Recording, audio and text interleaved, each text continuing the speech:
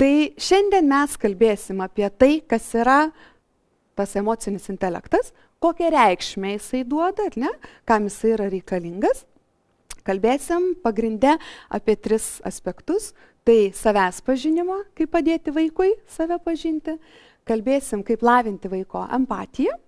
Ir minimaliai kalbėsime apie savikontrolę ir labiau kalbėsime apie neigiamų emocijų kontrolę, tai yra pykčio, taip, ką daryti, kad galėtumėm jų išvengti. Ir dar minimaliai apie tai, kaip naudoti vaizduotę ir kam jinai yra reikalinga. Emocinis intelektas stiprina pasitikėjimą savimi. Kai tu save pažįsti, kai tu žinai, ko tu nori, kai tu gali daryti tai, ką tu nori, natūralu, kad tu savim labiau ir pasitiki. Taip? Nes tu žinai, koks tu esi. Tas negali numenkinti, tas negali nuvertinti. Nes tu žinai, aš esu toks. Ir nepasiduodama yra kitų žmonių provokacijų. Emocinis intelektas padeda lengviau ir mokytis. Lygiai taip pat lovos pasiklojimas, ar ne? Mes galvojam, kad dar 2-3 metų vaikai yra per maži pasikloti lovą. Nesvarbu, kaip jisai tą lovą pasiklos. Bet svarbu, kad klotųsi, nes tai jisai gali padaryti. Lygiai taip pat batukus užsirišti. Greičiau aš aprengsiu, nei dabar laukti, kol jisai apsirengs. Nes ir taip laiko nėra. Ne?